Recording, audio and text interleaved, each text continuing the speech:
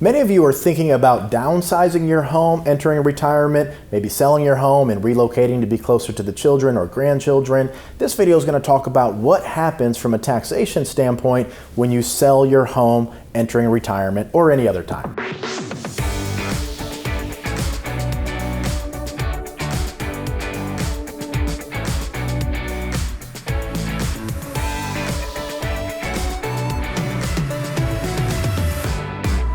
Hi, I'm Troy Sharpe, CEO of Oak Harvest Financial Group, certified financial planner professional, certified tax specialist, and host of the Retirement Income Show. So the first thing we have to be able to calculate is what is the actual gain in the home that we're selling. So the gain is equal to whatever we sell it for minus the settlement costs. Settlement costs are your closing costs and real estate commissions, essentially, minus your basis. What is basis? Well, basis is what you purchased the home for, plus any renovations, positive capital improvements that you've made to the property over the years. I'm going to have a list in a couple of minutes that shows you what qualifies for an increase to your basis.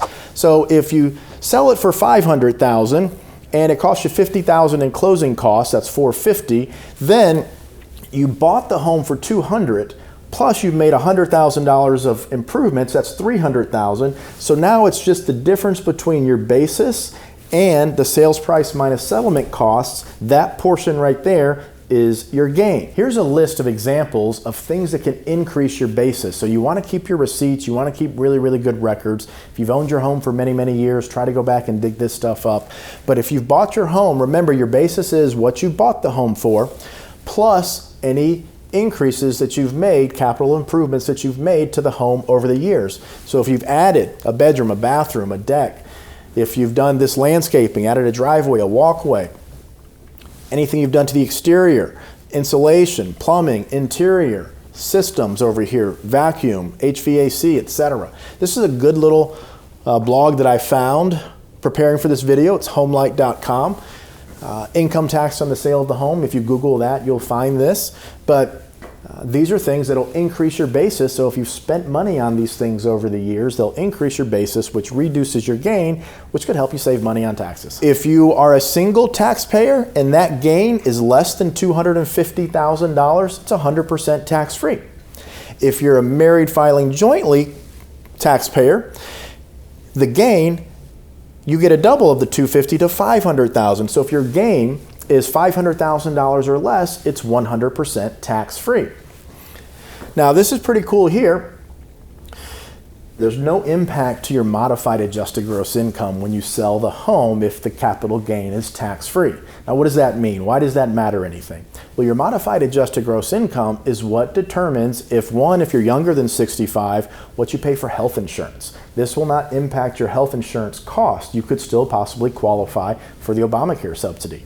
If you're 65 or older and you're on Medicare, this will not impact the cost of your Medicare premiums. So Medicare Part B and Part D could be subject to what's known as IRMAA. It's an acronym, Income Related Monthly Adjustment Amount. If your income is above certain thresholds, and having a big gain like this, you might be afraid that it could push you up above those thresholds. Your Medicare premiums can go up pretty significantly. But because the capital gains But because the capital gains is tax-free and you don't have to report it on your tax return, it won't impact your Medicare premium, so it's a good bonus. Now, how do you know if you qualify for this tax-free treatment of the sale of your home? Because there are some qualifications. 2 out of the past 5 years, you have had to have owned the home and also lived in the home. Now, it does not have to be consecutive 2 years as far as living in the home. As long as it's 730 days out of a 5-year period, you could have lived there for 6 months, maybe rented it out, went to a vacation place, come back, live there for 6 months. As long as 730 days out of the past 5 years, you have lived in that home, you can qualify for this exemption as long as you've not used this exemption in the past 2 years on the sale of another property, and you've not done a 1031 exchange. A 1031 exchange is when you take the equity from a prior home and you've deferred those gains and rolled it into this current home that we're talking about now. If you haven't done those things and you've lived in the home and owned it for 2 out of the past 5 years, you will qualify for the tax-free treatment of the sale of your primary residence as long as you're up to that $250,000 or $500,000 gain, depending if you're married or single. If it's not your primary home, maybe it's a vacation home, maybe it's a secondary or a rental home. If you've owned it for less than 1 year, you will pay short-term capital gains, which essentially is income tax rates. And if you've owned it for more than 1 year, you'll pay long-term capital gains rates. Depending on how big that gain is, determines what your capital gains rate is. You could also have something that's called depreciation recapture, where you have to pay income tax on the depreciation that you've taken to settle out that final tax bill. So lots to consider here when we're thinking about selling our home. But the good news is, for the vast majority of you, you're going to qualify for that 2 out of 5 years as long as it's your primary residence. So taxes can be confusing, but I hope I was able to simplify it in this video for you. As always, consult with a CPA if you have questions surrounding taxation. The Internal Revenue Code is not simple. It is tremendously complex with a lot of different interacting or interdependent pieces. So make sure to talk with your CPA. In a few videos, we're going to be talking with a real estate agent who specializes in downsizing heading into retirement. So that's going to be interesting. We're going to get her perspective on what it's like to downsize and what some of her experiences are, pros, cons, things you should be aware of. So I'm really looking forward to that interview. If you like this video, make sure to hit that thumbs up button.